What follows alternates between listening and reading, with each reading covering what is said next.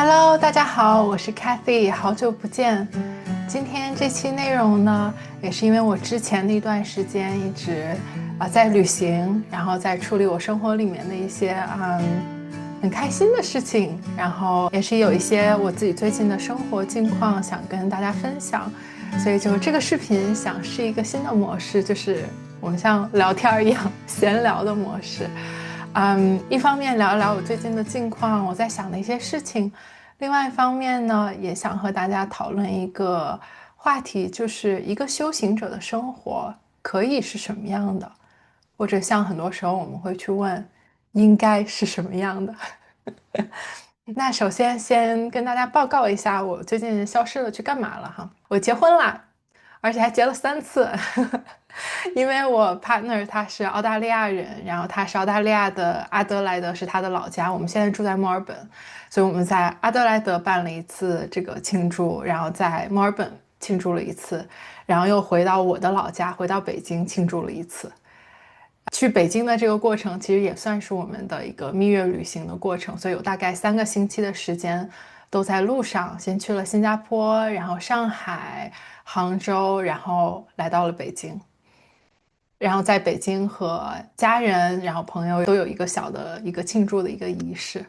所以过去的1个月就发生了很多的事情，然后也让我觉得很百感交集吧，然后同时也是1个月一直都在路上这样不断跑，其实也挺累的，所以我回到墨尔本之后也有一小段的休整的时间，就是想让自己休息一下，然后再回来以比较饱满的精神面貌跟大家说好久不见。在我旅行的这段时间呢，很多时候可能看评论呀、回复评论呀就会慢一点，然后也没有一个机会可以继续录一些新的一些视频，然后我也并没有存很多的存稿所以中间就是出现了比较长时间的断更。我一直都有在看我的邮箱，如果有朋友给我写信的话。我看到了最近一个朋友给我写的信，给我留下了很深刻的印象。最近这个朋友呢，他写的这个内容是属于个人隐私的这个范围，我就不去讲哈。但他在这个里面就提到了一个东西，我觉得也是之前有很多次我都听到不同的人会去跟我表达的，就是他认为自己的生活现在不允许他去进行禅修。说到了这样的一个概念。那很多时候我在朋友、在客户、在各种各样我身边的人身上都听到过不同版本的这个描述，就是说我现在的生活没有办法修行，我现在的生活没有办法冥想，我现在的生活没有办法，就是会有这样的一些表达。这个让我觉得很有意思的点就是，我就会去问说，那是否就说明我们对于什么样是一个修行者的生活是有一些既定的想象的？然后我们发现这个想象可能和我自己的现在的一些现实不是很匹配的时候，我就认为好像我失去了一些可能性，或者这个东西现在离我很远。我觉得我自己原来也或许也是模模糊糊的有这样的一些想象的，但是很有意思的一点是，当我恰恰发现说我的日常的练习，我的这种成长的这种体验，它和我的现实的生活和世俗的生活，当他们2个紧密的结合在一起的时候，恰恰是我飞速的成长的时候。所以换句话说，我的自己的感觉哈，就是我的修行的历程，并不是在于那些我在深山老林里面不和大家就是不和社会有一般性的这种接触啊，那个时候好像是很高高在上的很棒的，然后回来了之后是没有，就恰恰不是这样的，恰恰是当我在关系里发现自己，当我在工作中去发现一些洞察，发现自己的一些模式，自己的一些习惯，当我接住了生活给我的很多的信号，很多的契机，这些契机有的时候是以危机的形式而存在的，恰恰是当我接住了这些东西的时候，我发现我脚踏实地的成长了，而且在这个时候我所锻炼出来的平等心是非常强大和坚韧的。这是我想跟大家讨论的第一个，就是我们会听到就是分别心、平等心这样的一个说法。那我们也常常会认为说这个是很重要的一个功课。但是在这个里面哈，有的时候有一个隐藏的一个，我发现很多人会被绕进去的，我也曾经被绕进去过哈，就是我们还是认为我们所谓的很灵性的一些东西和现实的东西两者之间有质的分别，就这个分别心还在这儿等着呢。但是其实我们的功课恰恰是在每一天的日常里面发现这一刻的奇迹，其实是和我们在入定的时候所发现的一些就是宇宙的奥妙呀，或者说我自己的思维的一些感觉呀，我听到的高我的声音，其实这些奇迹它是不相上下的，或者说这些平凡它是不相上下的。这个可能听上去会有点虚，但是当我们真的去感受的时候，我们会发现说这个东西我们愿不愿意看到自己在这些事情上是有分别心的，愿不愿意去把那个平等心再给找回来，这个就会让我们的练习的体验和方向，还有我们是不是所谓的在正路上，就会有，我觉得是会有很大的区别。我自己的感觉哈，是曾经我的体验也是说，好像我去一段时间练习的比较多，我就会感觉到说有很多的顿悟。然后如果有一段时间我练习的比较少了，或者说我工作忙了或者怎么样，好像自己就在开倒车。我曾经的有一个阶段的练习也是这个样子的，但是到后面呢，我逐渐开始了另外的一种练习方式，也是有机缘巧合，有新的老师出现，然后有一些新的素材出现的时候，我发现就是人是可以做24小时的觉知的练习的。但是这个练习肯定不是说一开始我们都要无时无刻都保持一个非常的一个内观的状态，这个是很难的。所以一开始是从一些瞬间开始，就比如说我在今天也是在做这样的一件事情，比如说我在刷牙，我在洗脸，但是此刻我的这个觉知我想起来这件事情，然后我的觉知就向内转，我就感受到说 OK， 此刻我的内部真的正在发生什么，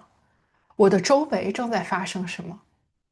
当我们这样去做的时候，我们的注意力其实是会有一个变化的，因为当我们是在就是说我想要去完成一件又一件的事情，我在这个 productivity mode， 我在这个我要很高效能，我要产出，这个时候我们其实是不断的去在 filter 很多的信息，把它变成集中到一个更简单、更可以贴标签、更可以给它分类的这样的一个状态。就本来信息是这么多的，但是我需要咻一下把它给集中到一点，然后说这就是一件事儿，我现在做完了这一件事儿，这一件事就是2个字叫洗脸，然后打了一个勾。要么就是另外一种状态，就是我们是在一个无意识的一个状态，就是很像是自动运行的，就大家可能都有开着车，然后也不知道怎么着，我上高速了好接着开，就是感觉就是自己在神游天外，这事儿就做完了。这两种状态是我们都经常会有的体验。那能不能在生活的某一些重要的时刻，我们可以把注意力转回自己的内部，去把这么一大堆的信息，我最后就集中就给它贴了一个标签，我们把它放回来，就是去观察说 OK， 我的内部现在到底在发生什么，我的身体的感受，我真的是喜欢我现在在做的这件事情的吗？还是这个里面有哪个对我来讲其实是有问题的？这个就涉及到我是否了解自己的需求，我是否了解到我自己暗潮汹涌正在有的一些情绪和想法，或者我在用什么样的一些防御的一些方式去让自己分心。很多时候当我们去看的时候，我们会发现我们可能很多时候是愿意让自己分心，通过这个分心去逃避一些比较困难的感受的。这也是为什么现在那么多就是社交媒体，就很多人会刷到上瘾哈。其实这种刷到上瘾多多少少也是我们想要用这个多巴胺去帮助自己的情绪去做一个缓和，但是我们不能只有这一种方法，如果只有这一种方法的话就很容易陷进去。那其他的方法，我要是想找到其他方法，第一步我得先看到这个模式，就实际上我在那个时候实际上是很累的，我实际上是需要一些别的。所以就是一些在生活的这个过程里面，比如说我今天醒着的这8个小时，我能练习2、3次这样的觉知，这样的内观，到可能我养成一个习惯，可以练习10次，再到养成一个习惯，因为它就是越来越顺，越来越顺嘛，越来越明白说哦，可以是这样去做的，然后去习惯于这样的一个觉察的方式，那可能变成20次，变成30次，这个次数就会多到他们基本上开始连成一片了。那在连成一片了之后，它就会变成现在其实我可能醒着的时候，我都是保持觉知的。有的时候我发现自己走神儿了，我马上能知道说我刚才走神儿了，是什么来着？但是这个不是一个特别费力的一个过程，好像要逼自己的一个过程哈，就更多它是自然而然的。因为其实我们的大脑，我们的身体是喜欢这种觉察的，每天都在不断的让自己分心，每天都在不断的只是去 label 一些东西，或者只是想要去说我把所有的事情都做完，这些表面上的东西，其实很多时候我们也是会感觉到累的。所以这个是我自己的一个体验，就当我以这样的方式开始练习的时候，我觉得我才真正的感觉到了，就是说这样的练习实际上是和我每时每刻的生活都是融合在一起的，而不是脱离于生活的一个什么东西。所以当有人现在在跟我讲说我觉得我的生活不能禅修，我就就会感觉有点出戏，就感觉有点这个里面好像它的逻辑不是这个样子的。大家如果还记得我走的第1期的视频是关于显化全解，去讲显化的这样的一个内容的话，其实在里面也说到一个很重要的原则，其实就是把生活中发生的一切东西作为素材，作为提醒，作为资源哪怕是一个危机，其实它里面也是有机会的。所以这样的一个态度也是让我们的所有的练习其实是深深的和自己所显化出来的人生道路是契合在一起的，而不是说好像我的生活是我的生活，我的禅修是我的禅修，这两个完全不搭嘎，一个是完全俗世的东西，一个是完全高贵的东西。看这多么厚重的分别心，朋友们多么厚重的分别心。如果我们以这样分别心的方式走下去的话，这个分裂是总有一天我们是要看穿这个其中的这个幻觉，把它们两个再融合在一起的。我经常会问自己的一句话，就是有一个美剧叫《西部世界》，西部世界是关于一个 AI 机器人醒过来了的这样的一个科幻。然后它里面有一个台词我很喜欢，我经常会拿这句话来问自己，就是作为一个自我反思的一个引子吧。我会问自己说 Do you understand the nature of your own reality？ 我是不是有理解到我现在所处于现实它的本质是什么？这个是一个很大的问题，所以我喜欢拿这个问题来抛砖引玉。就当我发现我现在的生活里面又出现了某一个挑战，或者又出现了某一个困难，我又有某一个题需要去解的时候，我会去问自己说 OK， 我是否看到了这个现实它本质上给我什么样的提醒，它本质上给我什么样的一些机会。那这些机会有可能是把有一些我可以不走的路都给我堵上，或者让我看到那个地方是没有路的，这样我才有可能去选择一个新的方式，去开出一条新的道路上。所以这个东西它有的时候就很有意思，在这个里面我们几乎是超越了悲观或者乐观的。因为乐观的时候我们倾向于看到或者相信比较有希望的部分，悲观的时候我们倾向于看到或者是说相信比较有风险的一些部分。但我想我在被提醒不断的进行练习的是超越这个乐观和悲观的这个二元性的另外的一个东西，就是我能否如其所示的去看到一切。那在我的快乐里面，在我的喜悦里面，也依然在这个里面能够感受到深深的慈悲和他人的一些感受进行连接。我不期待说好像我修成了之后我就每天都很快乐，我的就再也没有忧虑了，并不是这样的一个期待。同时当我碰到一些困难的时候，我也感谢他，说谢谢你送来了这样的一个礼物，让我看看这个机会到底是个啥。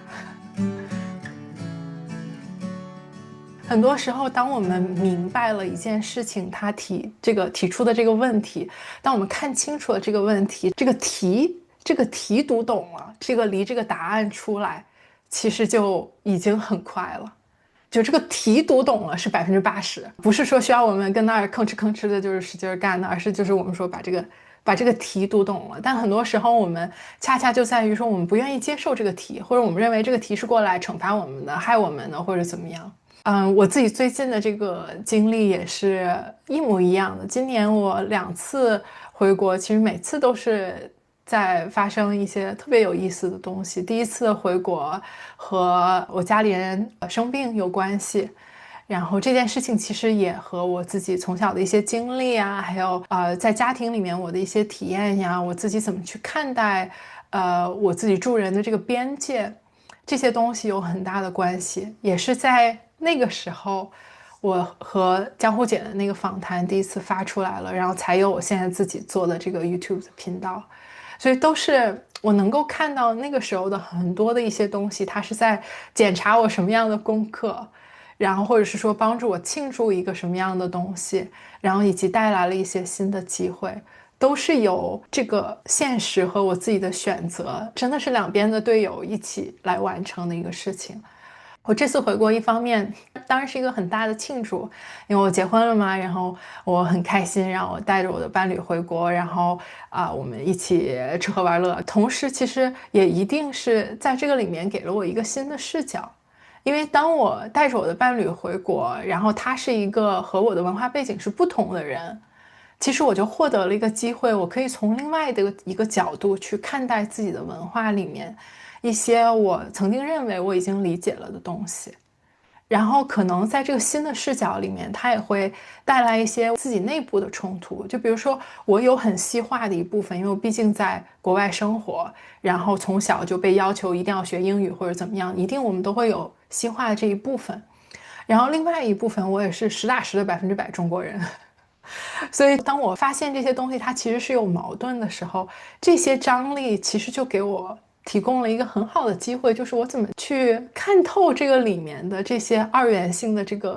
个幻象，我怎么能看到一些更加真实的东西。那哪怕这个有的时候它是比较困难的哈，就当我们看到一个东西，我们会觉得哇，这个真的好难呀，就这个东西怎么调和呀，没有办法去调和。恰恰是这种没有办法去调和的状态，就说明我们真的是在一个全新的一个场域里面，这个场域就正好是在我们成长的这个边缘，就是在向未知的地带这样的扩展。所以就感觉一边难一边又跟自己在说这个事情竟然能把我给难住。我朋友说我很凡尔赛。我的意思是说，有的事情它也很难，但是它难的时候我就觉得说我还是知道该去怎么做。但是有的时候事情它很难的时候，就是我真的不知道该怎么做，但是就是不知道才棒，就是因为不知道，所以我可以有这样的一个机会，从不知道到理解，到可能慢慢的就知道了，这个才是成长嘛，对吧？总是在做我知道的事情，这个叫什么成长？所以我觉得这个是特别有意思的。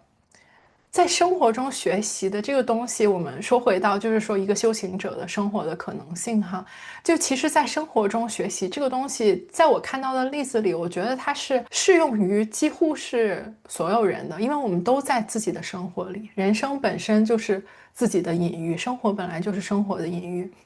那这个一切人当然包括一些我们看到的一些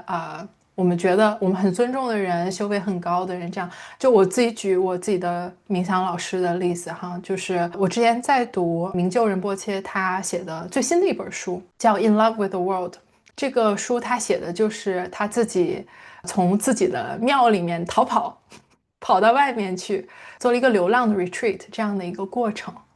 因为他发现说，所有的我们会认为哈，你是一个出家的一个僧侣，然后你在这样的一个庙里面，这个是一个完美的一个修行的一个场地。他恰恰发现那个东西困住了他，因为他从一生下来开始，别人就在跟他说你是谁谁谁转世，你怎么样，他的生活是这样一下子就被架上去的。所以他希望明白说，当我没有这些东西，当我是一个身无分文的随着生活游荡的人的时候，是否我能够找到自己到底是谁？是否我能在这样的场合里面依然能够看见自己的佛性所在究竟为何？所以他就因为这样的一个想法，他就跑了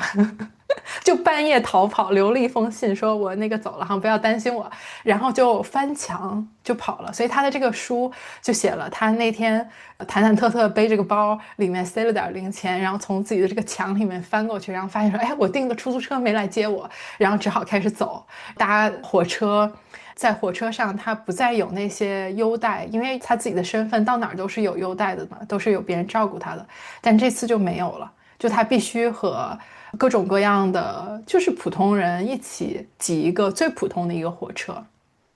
然后直到因为他吃东西，他去讨别人的布施，然后别人给他的饭菜他吃了之后，结果食物中毒了，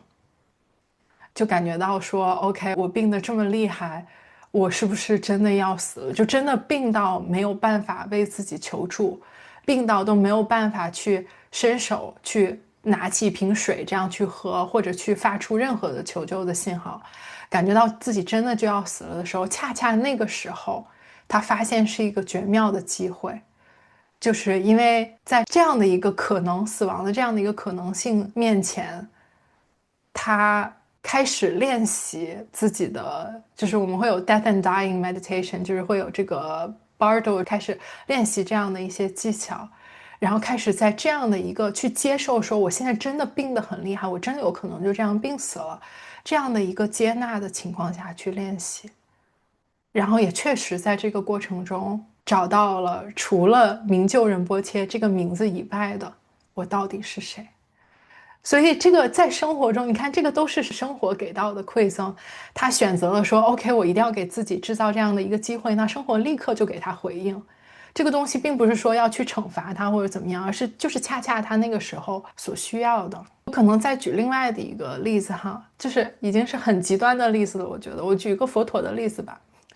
就是这件事情是有一点争议的哈，就是有的人觉得它是一个历史事件，有的人觉得它并没有在佛陀在世的时候发生，所以这个东西是有争议的。我就是按照其中的一个版本来讲给大家，就是当这个释迦牟尼他到处去传法的时候，他面临了释迦族的灭族。就是他为什么叫释迦牟尼？释迦是他的这个族的这个名字，然后后面的这个意思的名字是，就是说是一个先知者，一个 prophet，所以他是释迦族人，但是他恰恰经历了释迦族几乎全族被灭，然后他什么也不能做。但是这个在唐三藏在唐僧的这个写作里面哈，他是有这样的一个描述的，我觉得让我感觉很动容。就是他写到了释迦牟尼发现说 OK 这件事情是要发生的，那他自己通过自己的神通，他其实也知道这件事情会是怎么样发生的，他也知道这件事情就是命中注定要发生的。第一次这个国王派人过来说要灭族的时候，他就站在这个路中间，然后把这个过来的这个军队这个使者给劝回去了。第二次这个使者又来，他还是站在这路中间，又是把这个对方给劝回去了。然后第三次这个使者再来的时候，以为他还会在那儿进行阻拦，但这个时候他没有出现，然后释迦族真的这样就被灭了。他自己在知道了这件事情的时候，他正在和弟子在一起，但是他就感应到说 OK 这件事情已经发生了，那边就是很多人正在经历很惨痛的事情，然后他自己也是痛哭流涕，但是他明白说 OK 这个事情就应该是这样的。所以这个故事告诉我们什么？就是首先，不管你的修为到了哪一层，生活一定会帮助你去放下一些东西。当然放下不是放弃，而是释迦牟尼他的当时的位置就是说，我是一个这样的灵魂，我知道我做的这个选择是我成佛之前的最后一世，而我恰恰就选择了一个去帮助很多人普度众生这样的一个方式来实现我自己的愿景，也实现我自己对我自己灵魂的议题的最后的一个体验。而恰恰就在这刻里面，他需要经历的非常重要的一个就是，那你做了这么多，你帮助了这么多人，请也接受有很多东西你无能为力。当然我这个是很简化的说法，我相信就是大家能想象，你在那个位置上，你一定是百感交集的，你一定是我是一个神通，可以看到过去，可以看到未来，可以感应到我的族人正在接受什么，但是同时我明白他们的因果业力为什么会让他们经历这个，然后我也很难过，然后我也会有正常人的一些情绪的反应，但是我也接纳说这件事情它就是这个样子的。所以在生活中修行，在生活的这个礼物里面去发现，在自己的一切能为和不能为之间去发现说我的功课是什么，我想这个东西真的是适用于几乎是所有人的。所以很多时候当我们去想象一个修行者的状态应该是什么样子的时候，我发现就是很多人大家我们是在去想要说这个生活是什么样子的，也有很多的时候我们确实会有这样的诱惑，就我们会去想象一个超脱于生活的东西。比如说我可能会想要有某些神秘的体验，然后我觉得有这个神秘的体验，我知道了宇宙的真相，那就一定可以怎么样怎么样了。但是如果我一直往这边走的话，就会发现就是有的修行的体验它是就感觉就是比较飘一点的，有的感觉就是很实在的。当我们在生活里面那种脚踏实地的感觉是很稳的，但是如果我们的注意力就放在说那种我要脱离所有的这一切，就是为了脱离而脱离，其实当我们真的进入到生活里面的时候是很自由的，那是一种自然的解脱，而不是说为了脱离而脱离。那当我们为了脱离而脱离的时候，人就像是失去了根系的植物一样，就会感觉到好像有点飘。所以有的时候我会感觉到这种诱惑或者这种飘的这种感觉其实是有点不切实际的这样的一个期待。所以这个其实也帮助我们检查一下吧，就是我们现在这一刻的预期有没有比较飘一点的那个成分在，我们那样的一个需求真的对我们此刻的成长多大程度是有利的呢？当然有的时候它可能是有利的哈，咱们不说那么绝对哈，但是有的时候我们需要知道这个正在发生。所以我们就讲了这么多，我们讲了如果说一个修行者的状态可以适合生活中的这些显化的东西在一起，可以在这个里面发现自己下一步的话，可能大家就会发现这里面很有意思哈。如果这个是对于修行的生活的定义的话，很多东西它可能就不拘泥于说这个人的宗教信仰或者精神信仰有什么，或者这个人有没有精神信仰，甚至他有没有坐在那儿打坐，好像这个东西都不是说那么绝对主要，就必须要为了打坐而打坐，为了禅修而禅修，就不再是这样的一个原理了。所以这个东西我觉得也是我们有必要去把它给说破的一点。很多人他可能就是在你看起来他是在自己的领域里面，可能他做一份自己的职业，不管是什么样的工作，或者有一个他自己的一个作息，有自己的一个 routine， 这个东西就是生活在现代的城市里面的一个人，但是他是可以有很高的修为的，并不是说我们在好像必须要把我的生活全部都推翻再重来，然后我才可以进入到一个修行的状态里面，更多的是我能否和我现在所有的这一切，我看到我和他们之间现在的关系，然后我去理解这个关系。我想举我自己 partner 的例子，我 partner 他叫 Ryan， 我觉得他是一个很神奇的人。他是一个很神奇的人，在方方面面哈，他自己并不认为自己是一个很 spiritual 的人，他并不相信所谓的一些我们可能会界定很玄学的东西，这个跟他自己的成长环境有关，因为他是在天主教的这个学校长大的，然后他发现这个东西，说不通，这个东西他没有办法就是说服自己去盲目的去接受这个之后，他就对于宗教啊这些东西就是有一种敬而远之的态度。但是他同时是一个心态很开放的人。我有一个好朋友就有问过他，就说 Ryan， 你看 Cathy 做这么多 spiritual 的这样的一些练习，你是怎么看待的呢？然后 Ryan 就说，我知道 Cathy 是很聪明的，然后他知道自己在做什么，所以我相信他。他的这个我当然觉得很暖哈，因为我也不需要说他跟我是完全一样或者怎么样，但是我知道我所有的这些成长，当我去跟他讲说，哎，我最近在考虑一个什么样的一个东西，然后我在冥想的时候的一些体验，然后这个东西对我有什么样的意义的时候，他都是可以秒懂的。就在这个层面，其实并不是说好像一个人有一个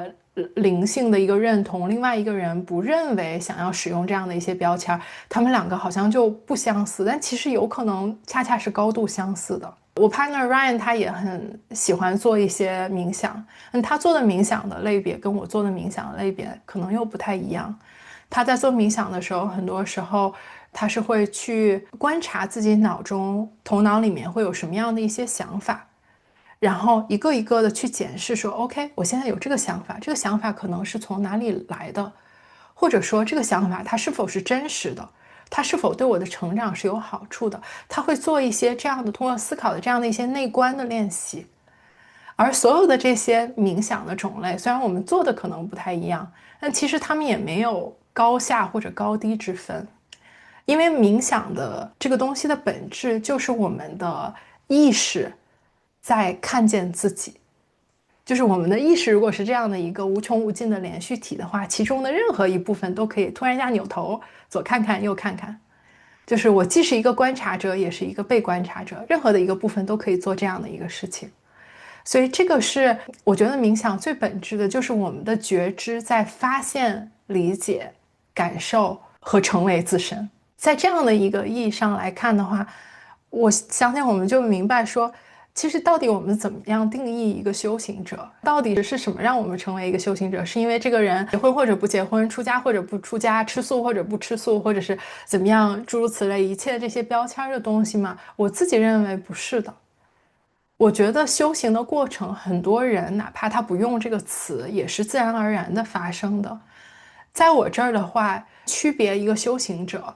就是修行者在这个成长的过程中，他是有意识的，他是在有意识的成长。也就是说，不仅仅是说我被推着这样往前走了，而是我能够意识到我被推着的这个过程它是怎么发生的，我对这个成长的态度是什么样子的。那是出于它是超越了表面看起来什么样的，而触及到我们的体验是什么，我们的意义是什么，我们是否在创造，我们是否在连接，我们怎么样理解这些，它是关于本质和真相的。我认为有这样的觉知的人就是一个修行者，不需要哪一个寺庙给我们盖一个章说你在这儿出家了，我认可你，也不需要好像我一定要有过多久的一个闭关或者是怎么样，而更多的是我有没有这样的一个态度和觉知，去看待自己和生活、自己和成长之间的这样的一些关系。所以很多时候在我一开始去想我的 YouTube， 我想现在的 B 站有发了哈 ，B 站的朋友们大家好。去想说我要做什么的时候，我其实第一反应是我想做的是一个生活方式频道，不仅仅是说讲一些道理呀，或者是说讲一些自己的故事呀，我觉得我更想要呈现出来的是这样的一个样板，一个算是有点 role modeling 一点点吧，如果我敢这样自称的话，就是我希望大家可以和我一起去想象这样的一种可能性，我们就是可以在21世纪的今天，在都市里，在家里，在你现在所生活的这个空间里面，就是可以在这里修行的，就是可以在这里和每时每刻的觉知去进行一个连接。